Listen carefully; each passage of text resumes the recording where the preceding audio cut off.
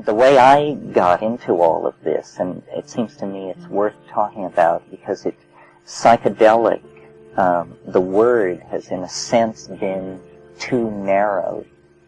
It's a kind of secret faith, having to do with perception of the world, I think. I mean, I feel that I was psychedelic long before I knew anything about psychedelics, because what I was interested in as a child was nature and complexity, but not simply nature and complexity, but a certain visual suggestiveness of mystery. So I was like a beetle collector and a butterfly collector, and it was this pursuit of iridescence was actually what it was.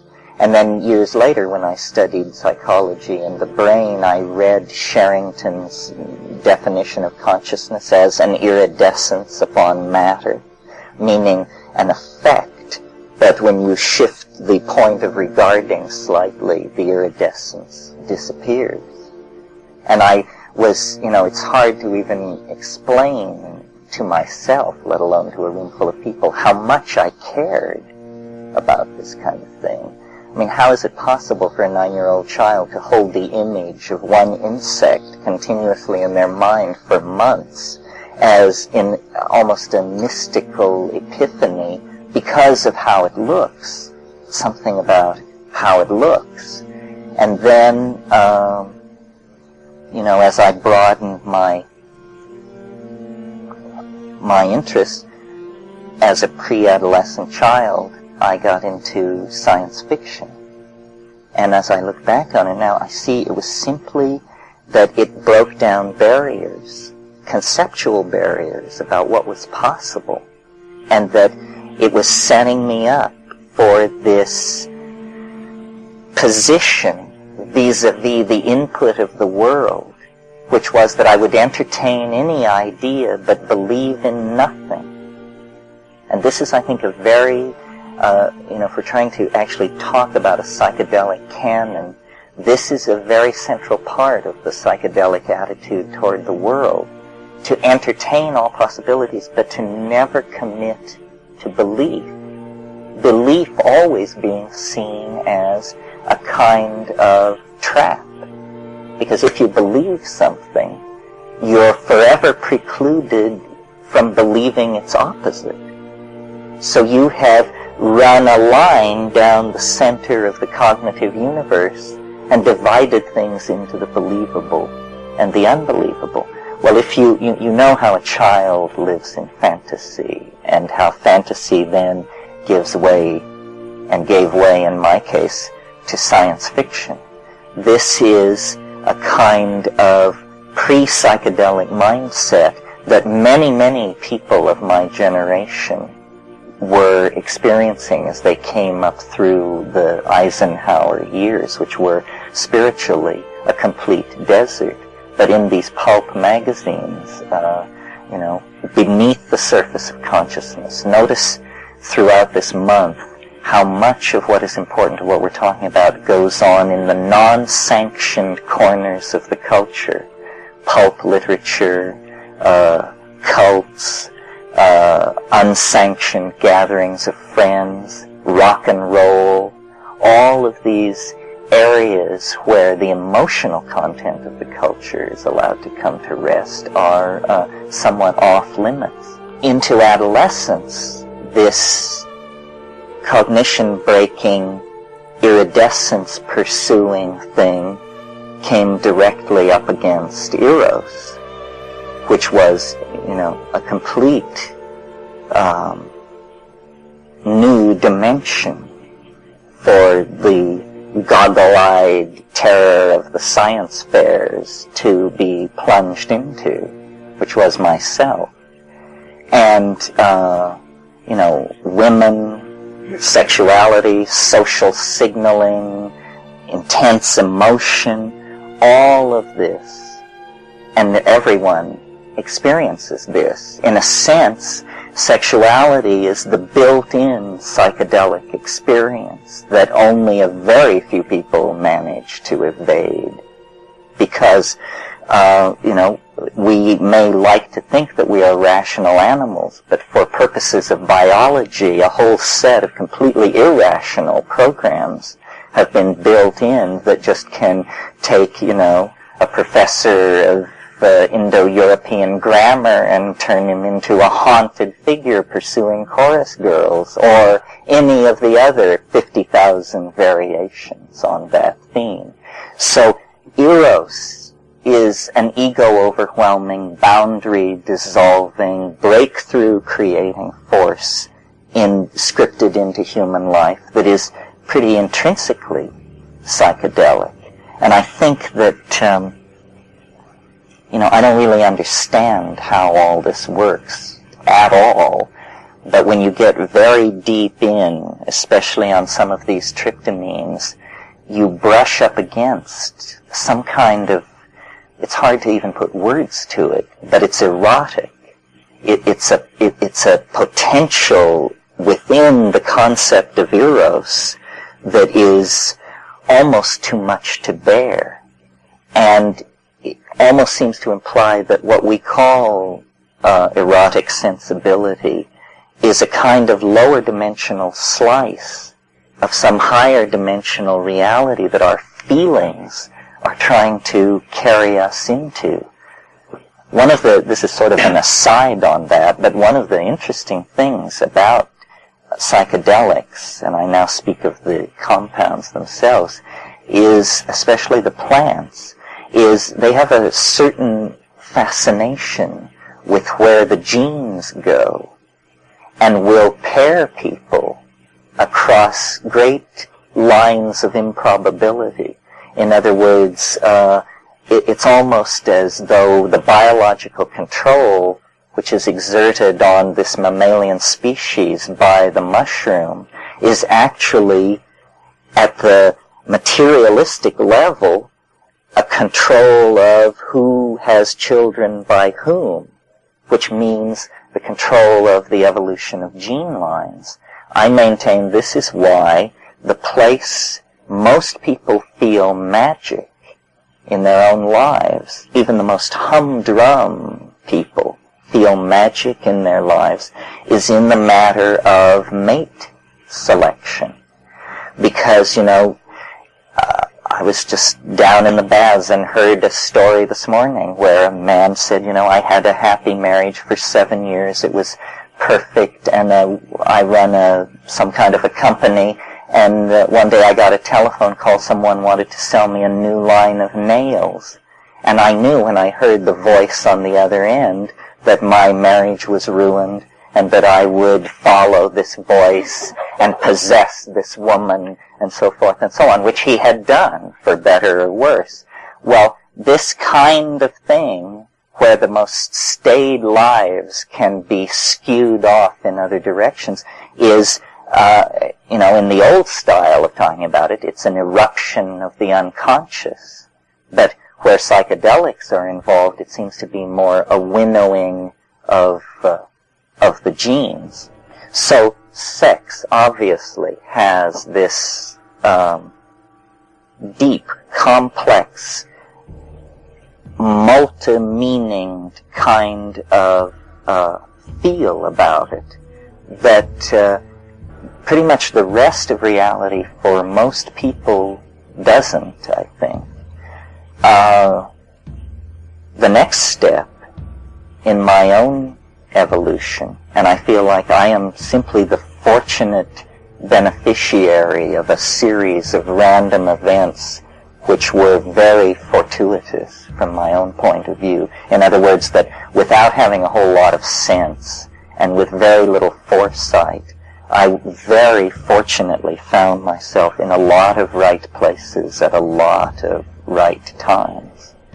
And the place I went after adolescence was political awareness and the discovery of what it meant. The goggle-eyed kid had conquered, or at least had a brush with the feminine. But then the next great item on the agenda was the community. And I was in Berkeley for the street uprising in 1968 and learned what a revolution is, not what it is from the point of view of the history books or the 11 o'clock news, but what it feels like, what it actually feels like to take and hold a place that's been denied you against the state. And what I learned from that, I think, is that one of the core elements of this psychedelic thing is freedom on the broadest scale. I mean, it truly is, and you will hear me use this phrase over and over again, boundary dissolving. And that's almost, for me, synonymous with freedom. This is what we want to do. We want to dissolve boundaries between the rich and the poor, the feminine and the masculine, the living and the dead. All boundaries do dissolve in the psychedelic experience. And the social metaphor that captures this is revolution. Revolution is an eruption from the unconscious. It is not a reasonable thing. It has a logic of its own. It's as though the overmind reaches down into the mechanics of political process and says, no, it won't be that way. It will be this way. And, as you watch this thing in China unfold, the revolution that I went through was child's play. But the revolution going on in China is about consciousness. I mean, God, the notion that, people were selling John Stuart Mill in translation in Tiananmen Square like hotcakes brings a tear to your eye. I mean, it's incredible. And as I said on Friday, the psychedelic dimension lies directly ahead of us. It is permission for cognition, permission for revolution and resolution of the contradictions that have emerged out of 500 years, 1,000 years of practicing culture in this particular way that we've been doing. It just doesn't work. Well, Abby Hoffman said that the first duty of a revolutionary is to survive. And so my political career reached a point where I had to choose between exile and martyrdom. Hope that you should be so lucky, because both choices are heroic, you see. But I chose exile, which brings me to the next of these psychedelic metaphors, or these psychedelic styles that have nothing to do with the compounds. And that is travel. Travel. Some of you are traveling, I know, because you have accents from far away. So you probably know what I mean. But the people who don't go anywhere are in danger of missing a major point about what is going on. So my traveling began very tentatively, and I went to Israel, and then I went to the Seychelles Islands, and then I went to India, and then I got in trouble, and then I couldn't come back. So then I had to be who I said I was, because I had essentially been making a tour in order to return to Berkeley and slay women with my tales of daring do. But I got caught out there halfway around and had to stay not the planned 3 months, but years and years and years. And India and Indonesia and the Amazon and Tokyo and just, a series of scenes where my life seemed, I used to say I never sleep in the same bed twice. I also came to realize then that what happened to me in 10 days was more than happened to my friends back at home in a year. Because I would see, 3 countries, 5 cities, 18 ecosystems, 5 cuisines, so forth and so on, in 2 weeks. And for them, they were living out some kind of machine-like existence. Nothing is as boundary dissolving as, except psychedelic compounds, as travel. Travel is really up there. I mean, go to these places. There are many, many places, and they are not to be taken at face value. They are parts of your own psyche. They are syntactical intersections of intentionality and cognition. The fact that you have to fly there on KLM is only incidental, you see. Because what you come up against in these other places is cultural relativity.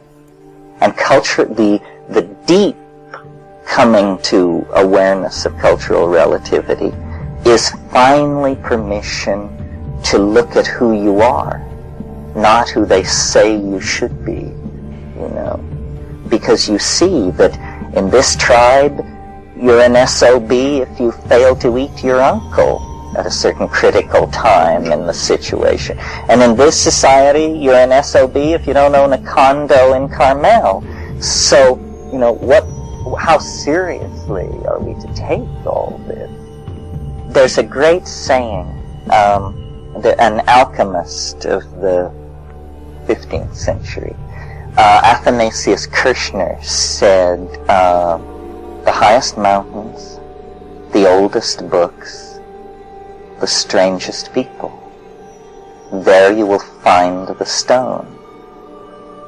And this idea that there is something to be found, first of all, this is very important for the psychedelic life. Again, I was very lucky. I read Carl Jung very early, before the Jungians really got a hold of him and ruined it. And what Jung is saying about conceiving your life as a quest is absolutely true. Psyche is some kind of semi-malleable medium. And if you set yourself up as a loser, if you image yourself as a loser, you will be a loser, and so forth. This is not big news. But what's big news is that if you set your life up as a quest, you will actually find something transcendental and unimaginable. I mean, I am living proof of this because I set my life up as a quest for a perverse reason, to prove that there was no mystery. In other words, to debunk it, to say, I will follow the ancient formulae and show that it's baloney by doing it perfectly and achieving nothing. That's the kind of guy I am. However, what I discovered was that the model of the world that we inherit, that it's three-dimensional space and very humdrum and you're caught in its laws and like that, it's just not so.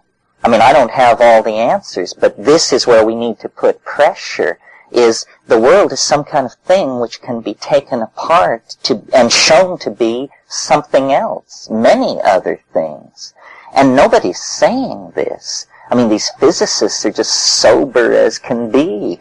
And all this argument that goes back and forth about this paradigm and that paradigm and whether the world is made of anti-mu mesons or the world is obviously made of mind and intention.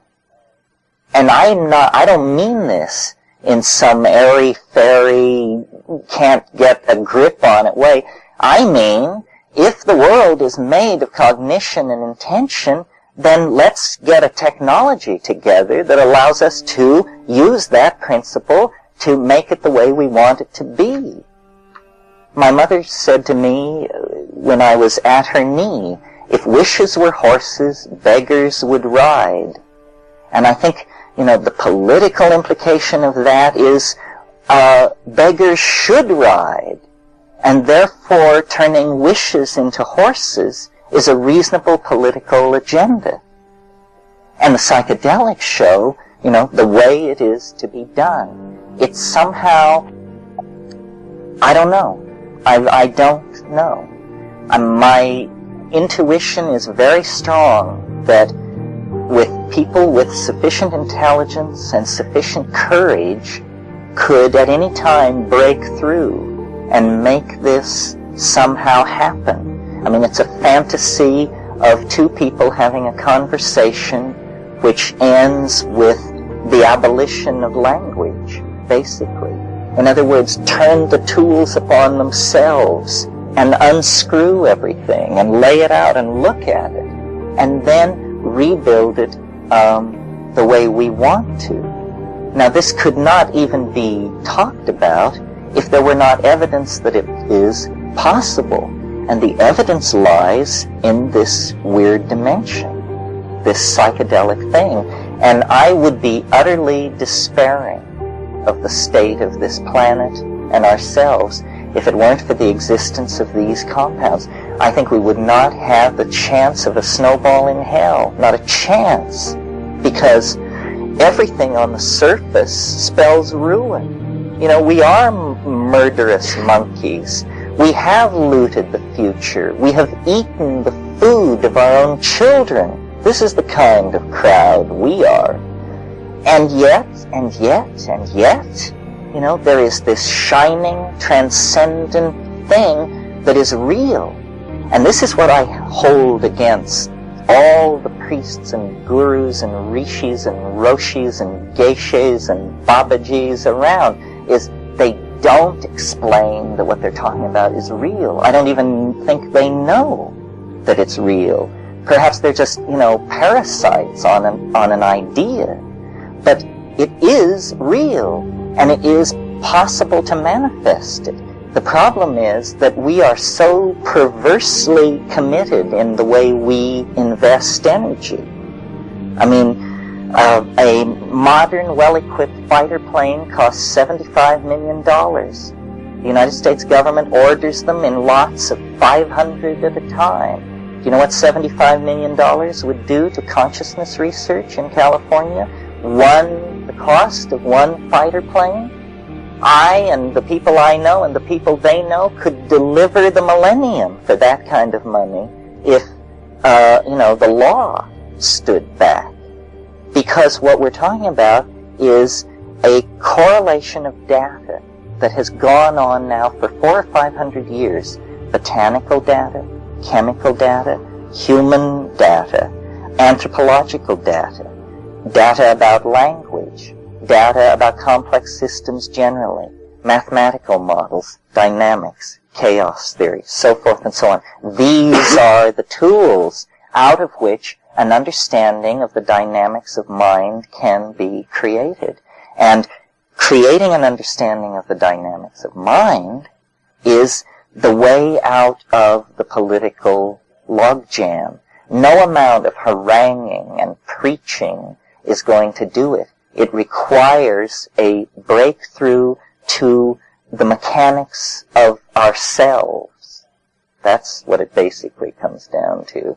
That we must see ourselves as potentially salvageable, reprogrammable, and worth saving. And I think that because the psychedelic experience is not bound in history, but in a way is a morphogenetic field amplifier of our species. I mean, if you think of the Sheldrakean model of morphogenetic fields, and then imagine that they cannot be detected by radio, they cannot be detected by any electronic means, the field is too subtle.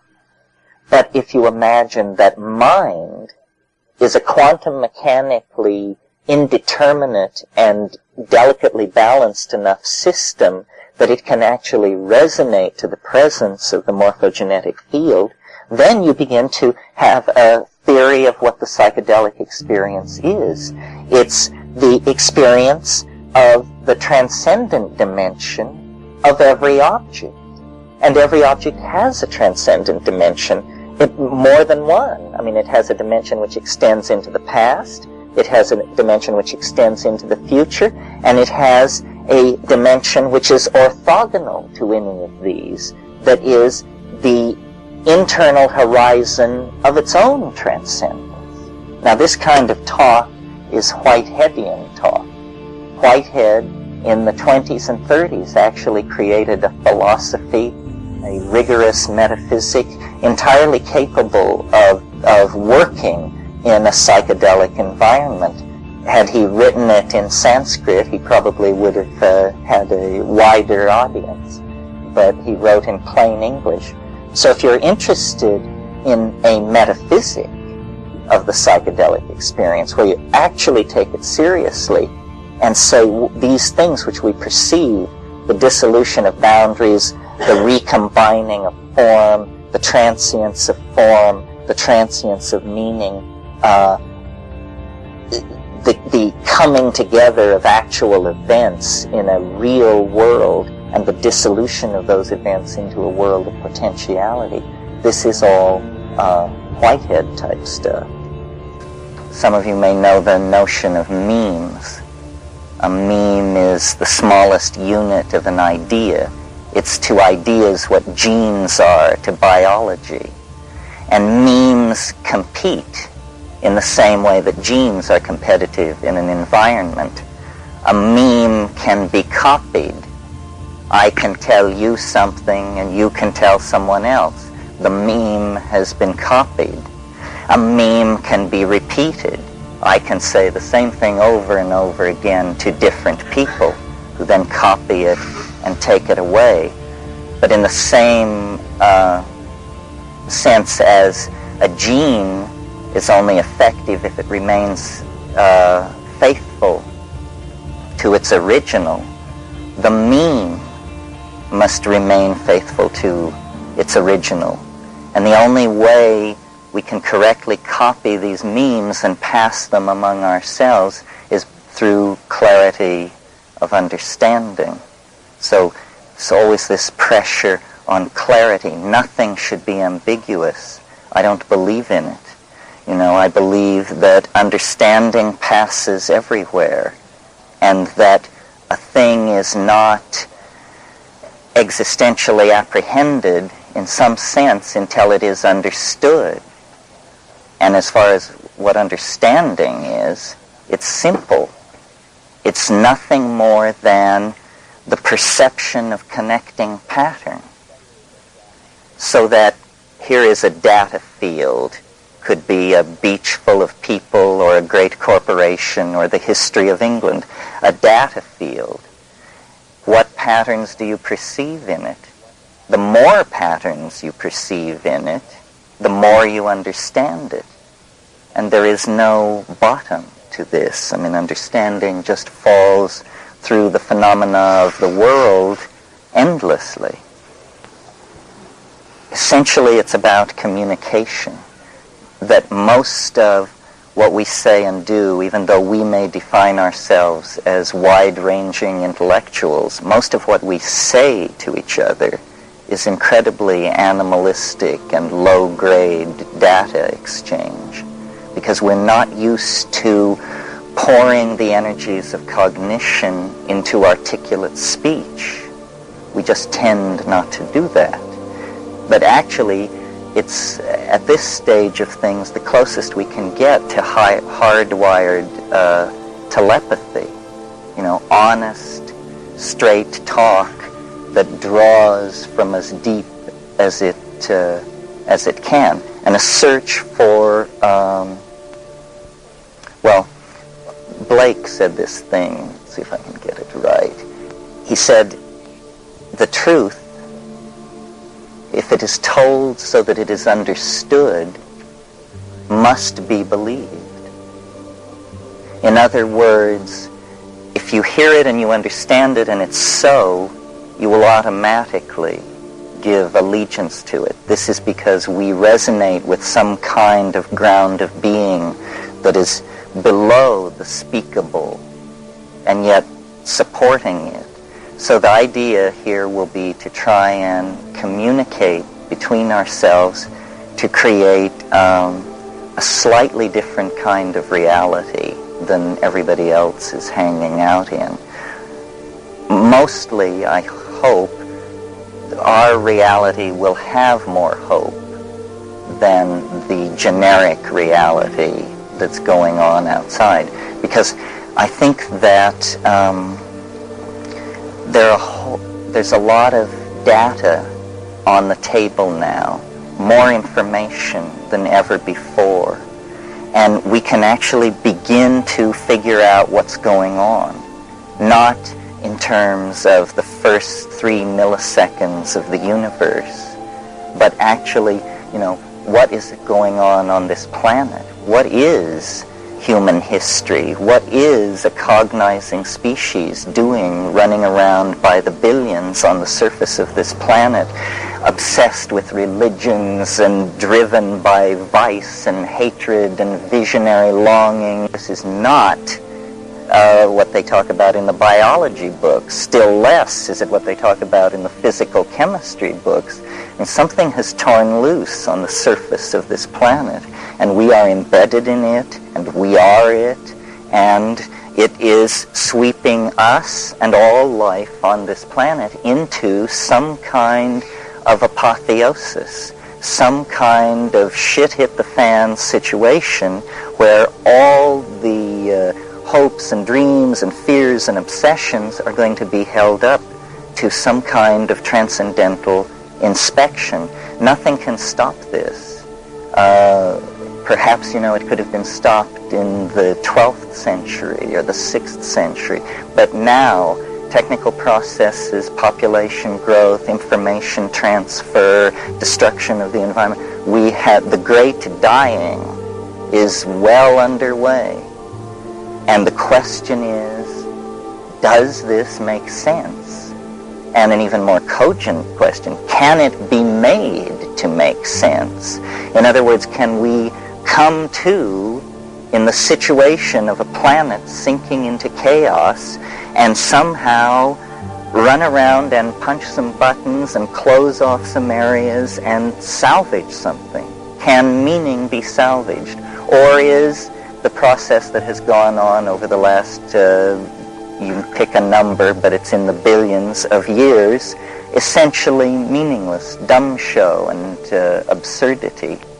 The really freaky thing about this, I think, is that it's not clear, that it seems to rest in the domain of human decision, that the universe is not at all what we suppose it to be, and that we are in effect presented with a 3-dimensional, 4-dimensional, 11-dimensional koan, a labyrinth, a puzzle, a kind of conundrum which has to be cut through. And it's all done in the mind. The whole apparent world is actually syntactical in nature. This is what they don't tell you in the philosophy departments or the physics departments, that the universe is made of words, and that there has to be a speaker and there has to be a hearer. Photons, quarks, anti-new, that's not what it's about. That is a linguistic model that floats above the bedrock of syntactical connectedness that mind travels through to create networks that it interprets meaningfully. That's what's really going on. So, looking at this situation years and years ago, knowing and feeling what I've essentially just said to you 25 years ago, I've always been a skeptic. I mean, I've always been sort of on a downer, cynical even, and take things apart and belittle them and see how they tick. It's just it's a male, rational style, scientific style. And the assumption behind that is that you can reduce the whole world to something which is non-threatening and neutral somehow. But a weird thing happened on the way to completing this program, which was I discovered something which it is my intention to try and share with you. I don't know, it's many people have made this discovery, but I can only speak for myself. So for me it had a very intense and kind of transformative immediacy. And this was, I discovered that in the realm of the so-called transcendental. I was raised Roman Catholic, and in the process of cutting that loose, switched to Latin for Sanskrit for a while, and I've had a lifelong interest in the transcendental, but basically from a debunking point of view. In other words, not for me sweeping up at the ashram, not for me the ambiguities of Babaji. I mean, and in India, the tack which I always took with these people was, what can you show me? Anything. Because talk is cheap. God, if I don't know that, who does? So a line of patter is completely non-convincing. Well, it's not to be found in those traditions. What I'm trying to say is that when I put pressure on the spiritual domain, the only people who could deliver were shamans with a history of use of hallucinogenic plants. And an awareness of this came to me, say, as early as 1967, and I began to pursue it. At first I pursued a pharmacological basis behind Tibetan shamanism. The pre-Buddhist shamanism of Tibet is called Punpo, and I went there thinking that their art could not possibly be what it is unless they had access to hallucinogenic plants and were using them. Well, I was 22 years, I didn't know anything. I didn't speak these languages. I had no notion of the task that I was setting up for myself. But later I went to the Amazon basin, and there is extant and thriving a rich shamanic tradition of hallucinogenic plant use, and they can just convey you into astonishing dimensions. And it's those astonishing dimensions that will form inevitably the focus of what we do this month, because we need to run it as a headline. It goes something like this. Scientists discover nearby hyperobject in alternative continuum. It's that sort of thing. It's that by pushing the psychedelic experience, we can satisfy, and let me define pushing there.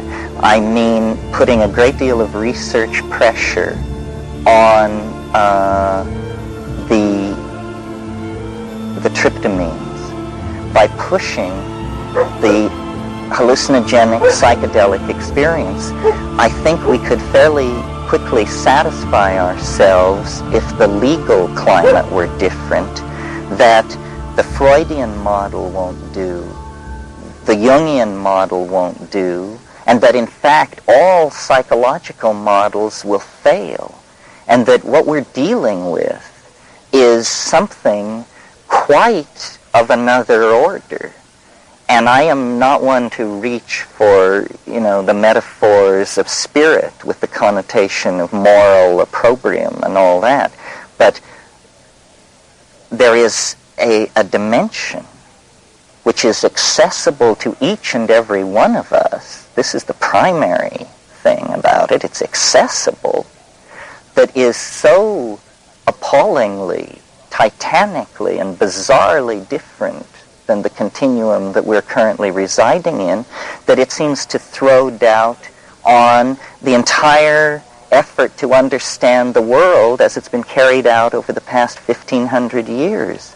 In other words, there is an object in this mental space which, as culture-creating creatures, we are attempting to colonize and invade this cultural space through the concrescence of language. In other words, through exteriorizing our ideas as tools, we are invading this cultural domain, and the psychedelic tryptamines, and very recently discovered, by the way. I'm doing a book for Bantam, and I have to go through the whole history of these things, and to my amazement, the indole hallucinogens actually were never studied.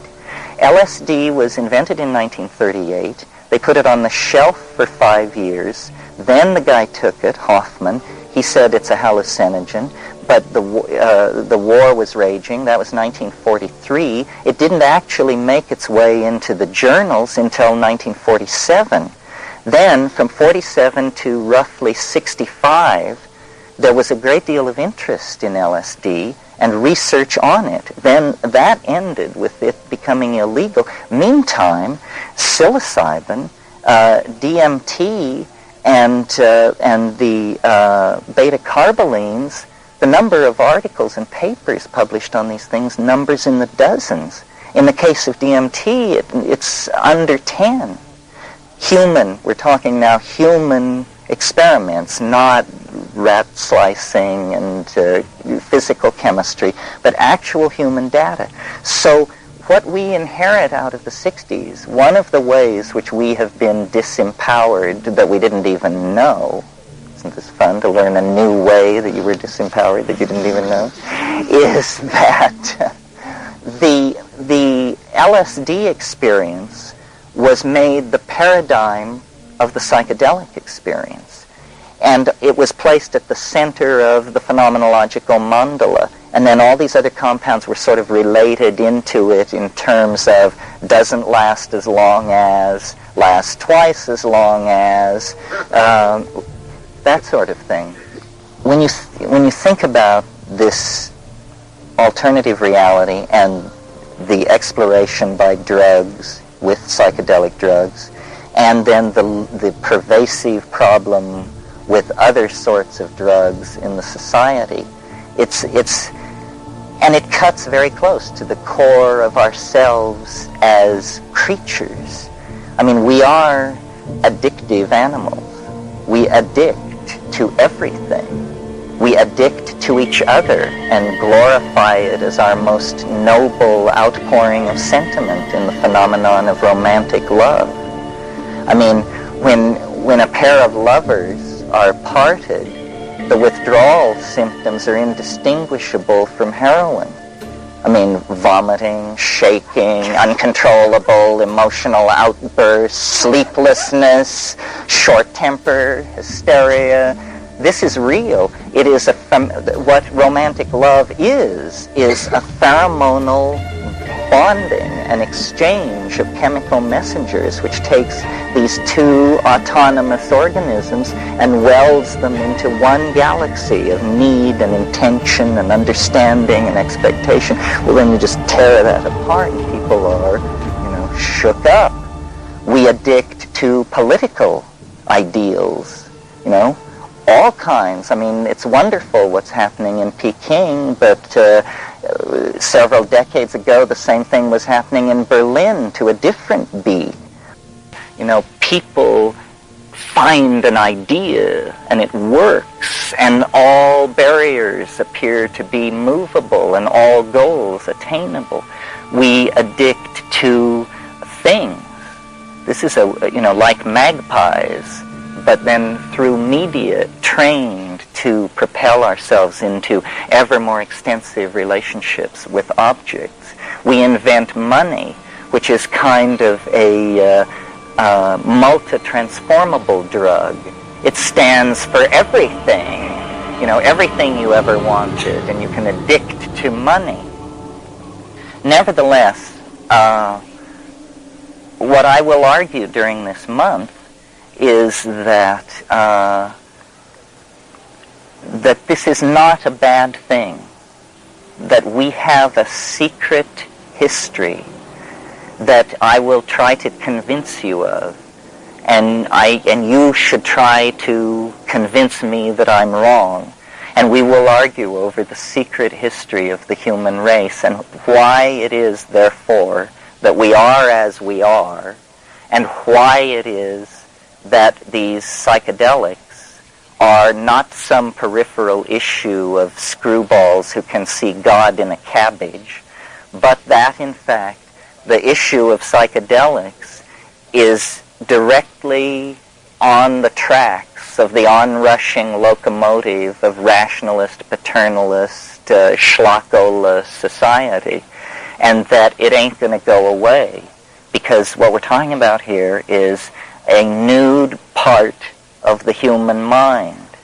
What we're talking about here is something which takes its place in the great unfolding of the defining of human freedom that characterizes the entire adventure of global civilization. In other words, we've got the Pope under control. That happened in the Middle Ages. Slavery has now been generally embraced as a bad thing to be into, and we've gotten that on the books as a bad idea. Women have been suddenly recognized to be human beings, and so forth. So this swelling bubble of aha and perception of the real nature of the universe should also include the sudden realization that governments have no business telling people what foods and spices they should prefer, that this is an absurd role for government, and that, like slavery, like the subjugation of women, the legal persecution of dietary habits has just got to take its place with the high-button shoe. And we will talk a lot about the consequences of this. What does it mean? Because you see, what the government would have us believe, and perhaps believes itself, although I doubt it, is that we would return to the beast. That's all. We would just shoot junk and toot blow and flop around in ruinous orgies until hell froze over. And they, wiser, sterner, more disciplined than ourselves, represent the edifice of moral authority. This is a I'm doing it for your own good trip, see? And actually, this is all hypocrisy, and we will talk about that, the roles of governments in the promulgation of drugs and drug cartels, and how, this is what I learned doing this book for Bantam, is that drugs have always been there and have always been manipulated by governments. I mean, this is almost what money was invented for, was to do dope deals. And, I'll show you what I mean as we get into it. But I want to return for a minute to the transcendental object, because that's the part which gets me off the most. It's taken me a long time to believe what was actually happening, in that I always said I could believe it if I read it in the newspaper, but I can't believe it because it's happening to me, or it's happening so near to me. But I just, it hardly now seems to matter. And what we just have to do is to try and talk frankly based on the experience which each of us brings to this, about, the thing. How much of it have you seen? Well, what do you think? How does it cast its shadow into your life? What is it? Because I talk on these subjects, I am a sort of a nexus point for information, and I gather stories, and I see that, science and rational philosophy and all that stuff is going on over here quite to its heart's content, while hundreds and hundreds, if not thousands and thousands of people, exactly like ourselves, are logging in these experiences, which are, absolutely off the scale. And I just don't, there are a lot of people having problems. People abducted by UFOs, people visited by Whitley Strieber's triangle face. That's not where I'm coming from. I have nothing but scorn for all weird ideas other than my own.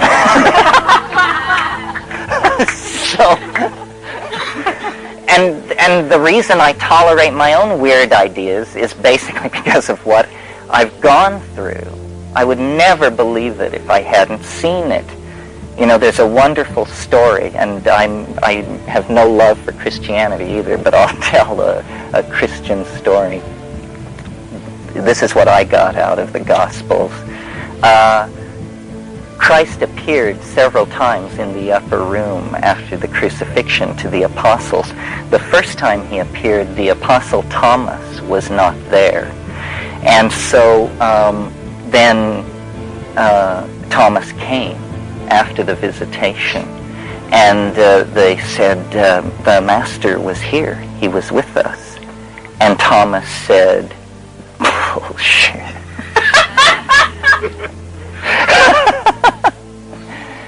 And they said, no, he was here. And he said, unless I put my hand into the wound, I will not believe it. So time passed, and Christ came again to the upper room. And Thomas was there among the other apostles. And Christ said, Thomas, come forward. Put your hand into the wound. And he did. And he did. Now, the conclusion that I draw from this story is, alone of all human beings in human history, Thomas the doubter touched the incorporeal, resurrected body of Christ. Only the doubter was allowed that privilege. For everybody else, the show. And I just take that absolutely seriously. I think that God, or he, she, or it, loves the doubter and prepares treasures in paradise for the doubter that eclipse anything. And the method has worked for me, and I have seen absolutely astonishing things. I'm sure many of you have too. I have seen things where I had perfect confidence that no human being had ever laid eyes on these places before. And I'm sure you have too, because that's how big it is in there. It is, the further in you go, the bigger it gets. We are like monkeys sitting in the presence of a flying saucer whose doorway has just been flung open. This is what we need to become conscious of. We need to dissolve the assumptions of the culture. And this is why LSD was so terrifying, because I firmly believe that one of the things psychedelics do is they dissolve cultural assumptions. It doesn't matter whether you're a member of the Politburo or a go-go dancer in Berlin or a professor of agronomy in Kansas. You will doubt your beliefs in your world if you take psychedelics. This is good. We need to dissolve our cultural conditioning and try to get down to brass tacks, because I'm convinced that reality is a tinker toy set that we can learn to take apart and put together in completely different ways. And we're going to have to pull some real rabbits out of the hat, or the planet is just going to pour over the edge into chaos.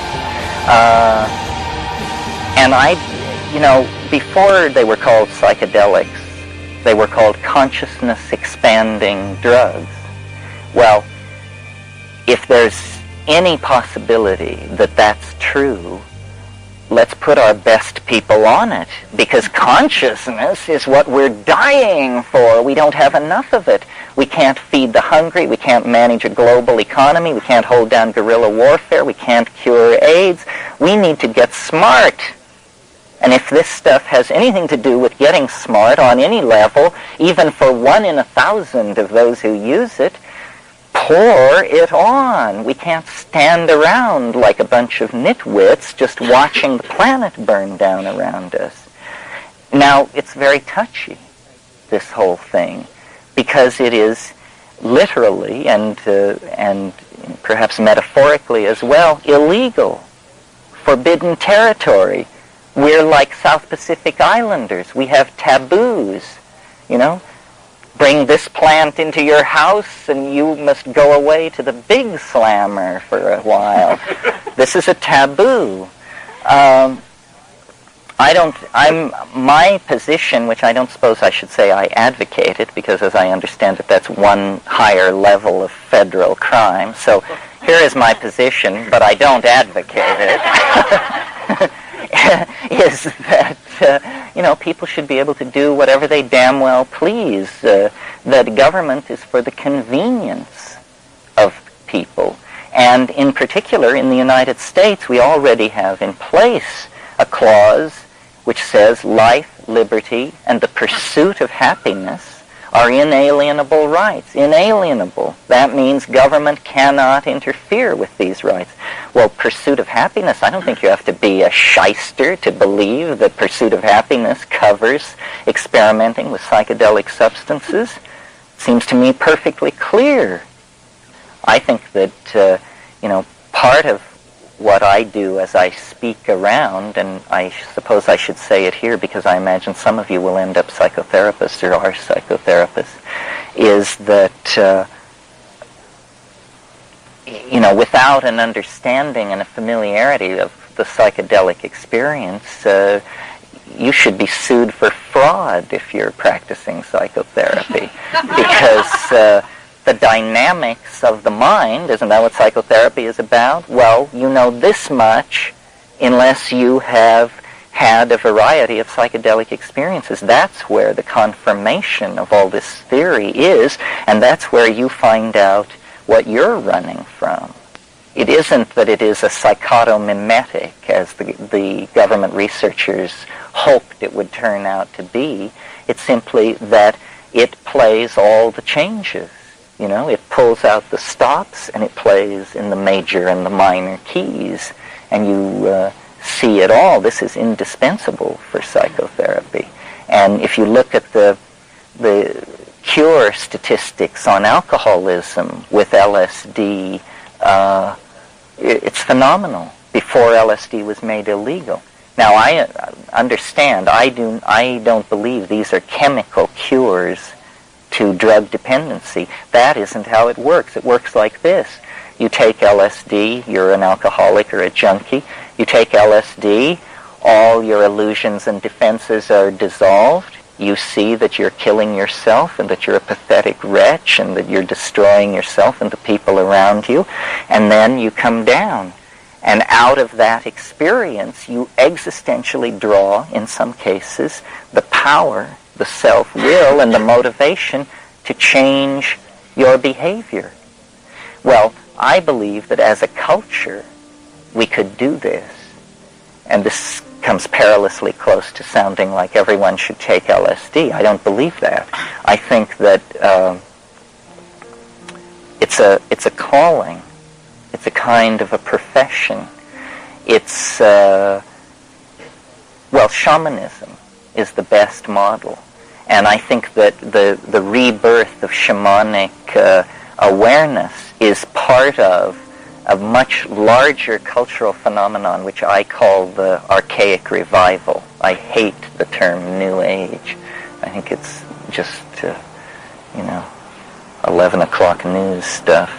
But the archaic revival is a notion of a series of integrated trends that have been going on for over 100 years that are the actual turning belly up of Victorian Christian scientific male-dominated materialist civilization. It begins with phenomena like pataphysics in the 1880s in France, and surrealism, and Freud, and Jung, and abstract expressionism, and even the Nazis had a piece of the action because of their understanding of how ritual and propaganda, and Goebbels was the architect of the German archaic revival, and LSD has a part of it. And what it is it's an intuition that to save ourselves from what we have done, we must reach far, far back in time for a stabilizing metaphor, not as the Renaissance did back to classical Greece and Rome to create classicism, which of course all happened in the 15th century, but further back to prehistory, to a time when people and nature lived in a kind of balance. I don't mean just any time in prehistory. I mean essentially the post-glacial period called the Magdalenian, about 19,000 years ago, when the glaciers began to melt and the Sahara turned green again, and the cave paintings were done at Lascaux and Altamira. Bone antler technology was invented. It was the great springtime of our people, and the last springtime of our people. And then we came down through. But in that time, in a partnership society, and this is Rian Eisler's term, and I will talk about that through the month, in a partnership society, there was no oscillation between a matriarchy and a patriarchy. There are dominator societies, and there are partnership societies. And gender has nothing to do with it. We can entirely overcome the bullshit about gender in talking about cultural forms. It's dominator versus partnership. And the partnership society that existed in those times was the quintessential expression of a symbiotic relationship. And this is a new idea that I want to get across during this month, which is our anxiety, our angst, our wandering in the wasteland is because there's something wrong with us that we don't know about. What it is this: we are symbiotic creatures. We require a relationship with a certain plant. And if we don't have this, we go slightly bananas. And this symbiotic relationship was disturbed about 12,000 years ago. It has to do, and I will go over it in more detail downstream, but it has to do with periods of drought in the African continent that forced people into the Middle East, and to where they were no longer able to access this plant. Then begins what we call human history at the 11,000 BP point, at places like Jericho and Çatalhöyük in southern Anatolia. What's happening with human history is a perhaps not even articulated, but nevertheless restless, driving search for substitutes for the lost partnership ambiance, substitutes for the plant symbiote which held that in stasis. And these substitutes work their way over the millennia through the opium cults of Anatolia, the hemp cults of the Scythians, the Eleusinian mysteries, and these are the great acceptable substitutes for the mystery. You see, what religion is a contact with the tremendum, with the numinosum at the beginning of history in this context of plant hallucinogenesis, and then the fall, literally, the fall is the telescoping stages that moved us away from the original purity of this numinous image, and it ends in crack addiction. It's all about substances. This is why we frantically search the universe for what my friend Leo Zeff used to call the perfect high. That's what we're looking for. We can't help ourselves. Whole cultures are doing it. And they don't think of it as a drug. They think of it as an epiphany, a religious system, a set of sacramental buildings, or a city organized on a divine plan. But what they're trying to do is restore order. And they can't do it because, like the romantic lovers parted, the partner is not present. The completing anima image is simply not there. And so we are restless, violent, neurotic, repressive, migratory, destructive, self-negating, so forth and so on. I think that we're coming to the place where we can actually begin to take an idea like what I just said and amass evidence for and against it, and try to then cure ourselves. In a way, I'm trying to carry out a kind of Jungian analysis where we realize that we are all the children of some kind of very damaging thing which happened in prehistory. And it's plain as the nose on your face. It's just that we are so traumatized we do not see it. I mean, look at the story of Eden, which is the central datum, the central mythologium of our culture. It's a story of substance abuse and the consequent punishment that follows upon that, because Eve eats of the fruit of the tree of life. And it says in Genesis, if they eat of this fruit, they will be as we are. In other words, it was specifically the issue of consciousness expansion, and Yahweh, the jealous god, the volcano god of a dominator culture, and said, no, you're not coming into that inner sanctum. But she had eaten of it anyway. So there was a parting of the ways.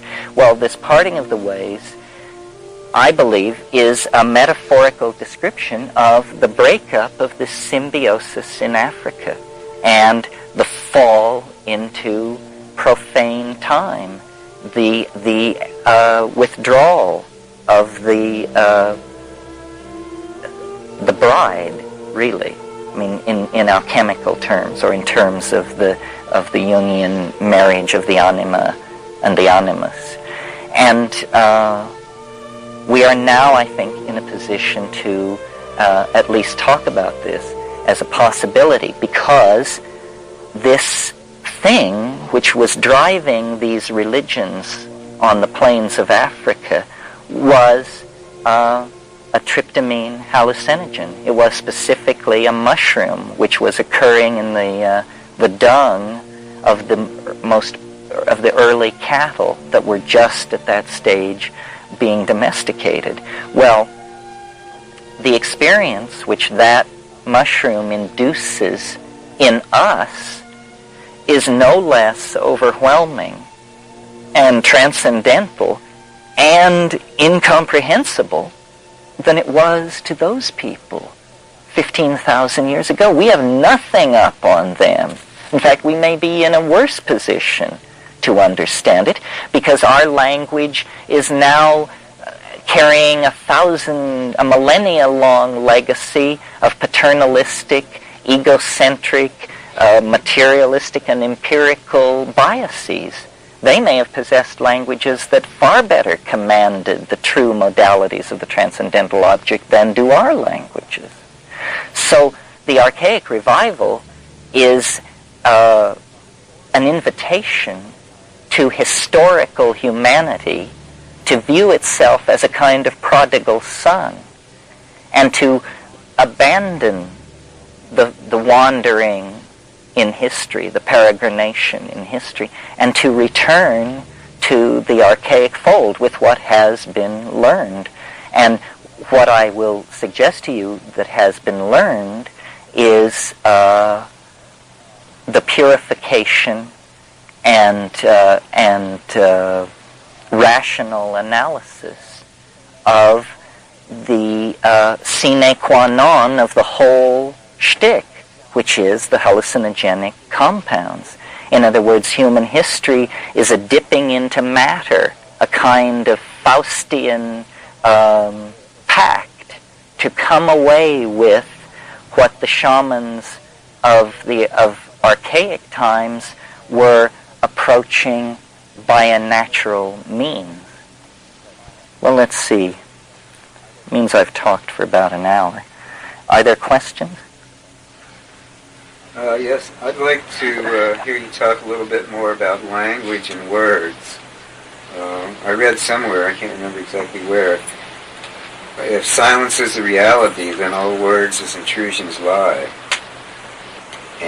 And when you said that reality is made up of words, and yet it seems to me, aren't you talking about, rather than you talking about it? Yeah. Yes, well, that's a good question. My brother said a funny thing one time. He said, has anybody noticed that as you expand the sphere of understanding, the surface area of ignorance necessarily grows larger? So there is this paradox that as we understand, there becomes more and more that we don't know.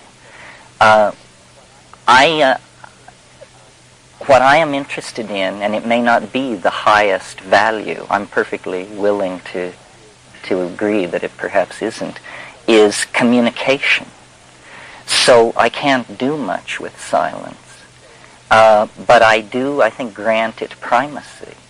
What we're trying to do, but also, you know, I have to say, and I suppose it's good to say it in the early phases, I try to be rational and analytical about what I'm dealing with, and I don't even know if I would agree that the psychedelic dimension is a spiritual dimension. In other words, all I'm willing to say at this point is it's another dimension. Trying to turn it into something which would make us better people or worse people, it doesn't seem to operate like that. William Burroughs had the notion that he said language is a virus from outer space. It's possible that language is some kind of higher order organizing principle. It only arises in the most highly organized higher mammal on the planet. And to those of you whose hearts leap to the defense of dolphins, magpies, and honeybees, good luck. But, because it ain't King Lear, that's the point. You see, it isn't Milton. It's something, but it isn't. I mean, language has a force and a dynamic of its own. Perhaps it is a virus from outer space, inhabiting us, using us to articulate sound. I'm fascinated by the mystery of language because it's very central to understanding what psychedelics are. Why do I say that? Because, and I will refer again and again to DMT, dimethyltryptamine, as the most interesting for many reasons of these psychedelics. But today I just want to mention one aspect of it. In the trance that overwhelms you when you experience this hallucinogen, it only lasts for a few hundred seconds. And in that place, there are entities that are making sounds which visibly condense before you. In other words, language has the potential, I swear to you. In other words, this settles a question. Language has the potential to be seen rather than beheld. Well, I saw this years ago in DMT flashes, and lo and behold, a thorough inspection of Philo Judaeus, who lived contemporary with Jesus Christ and was an Alexandrine Jew who wrote volumes of commentary on the religions of his era.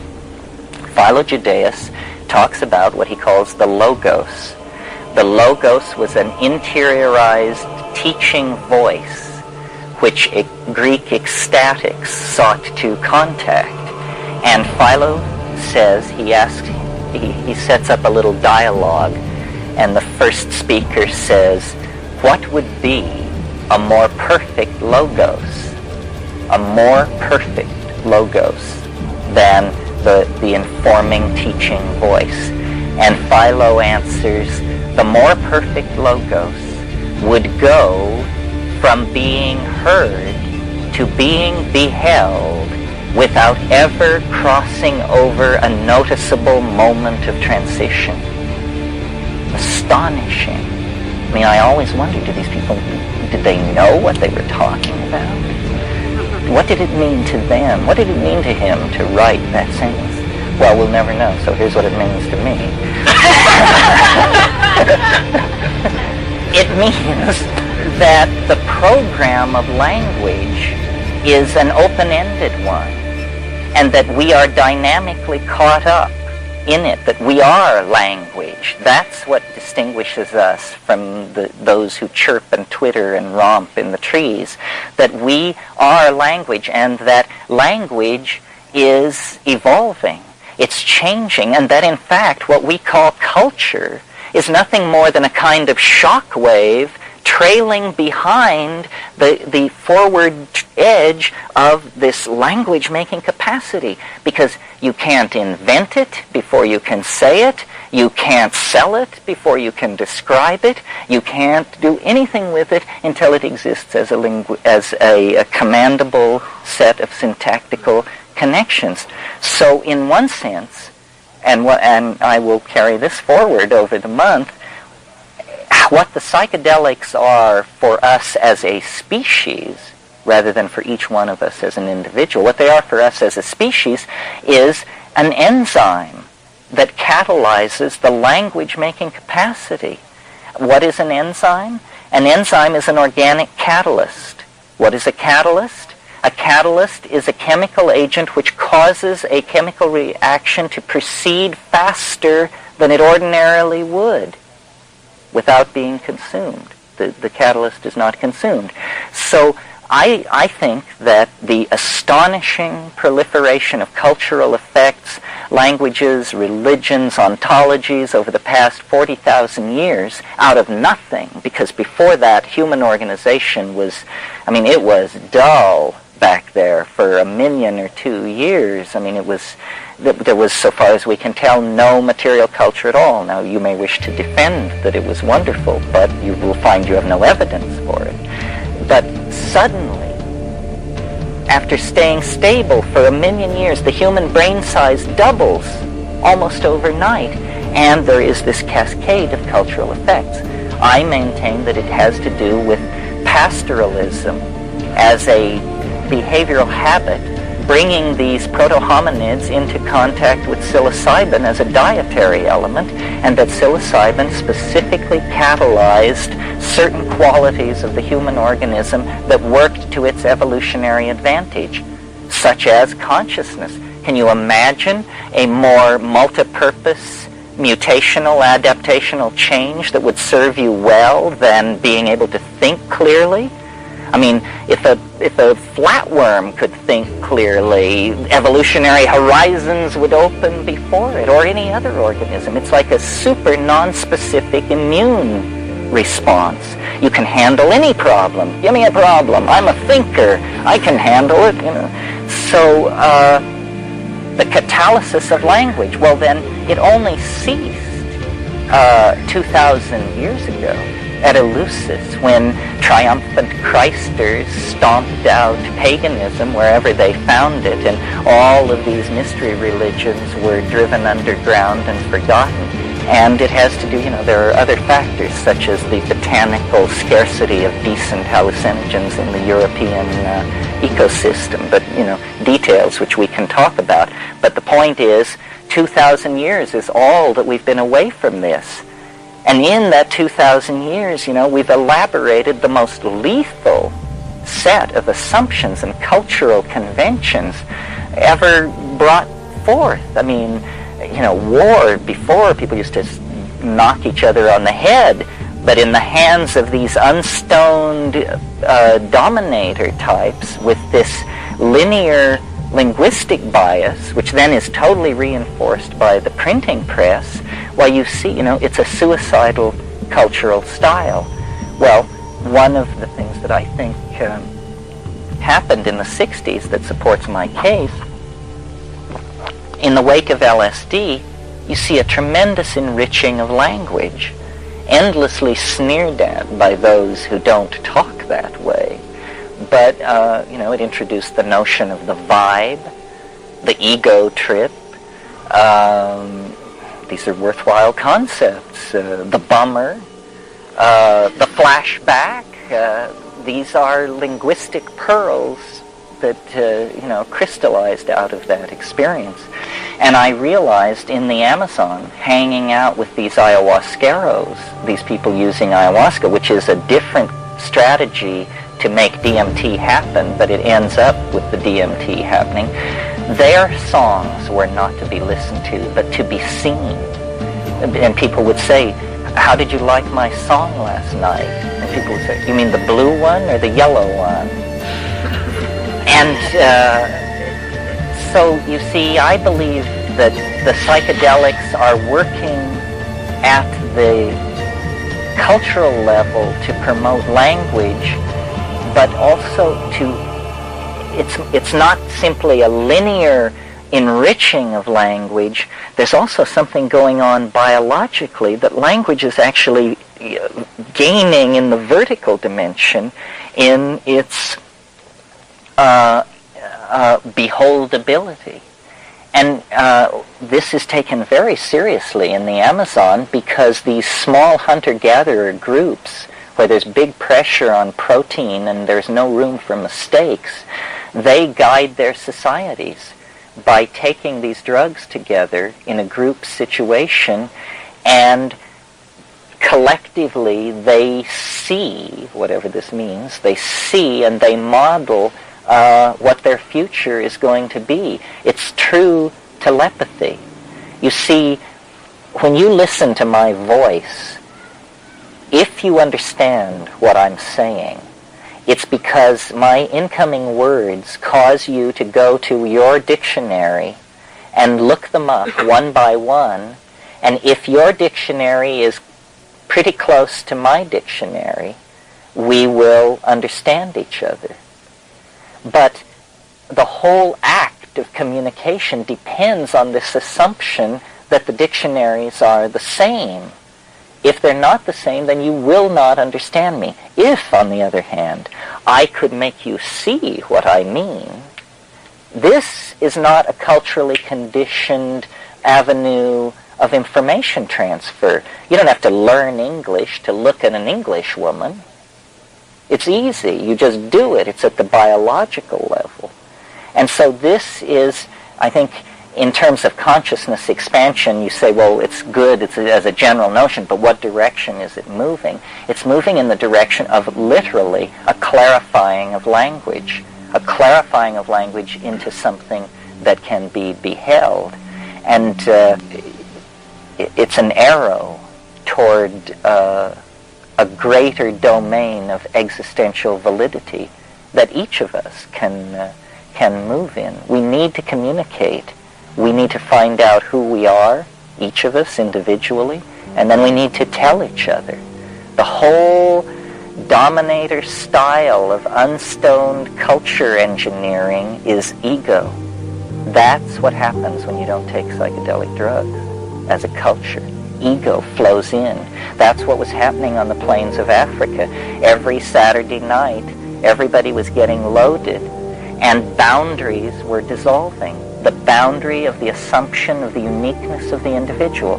They were taking these things, and they were having, well, group sex, basically. These were the two things. It's clear because of the quality of psilocybin that it actually, at mid-range doses, causes arousal. You see, at very low doses, it increases visual acuity. Therefore, your hunting improves. Therefore, you and your progeny are more successful.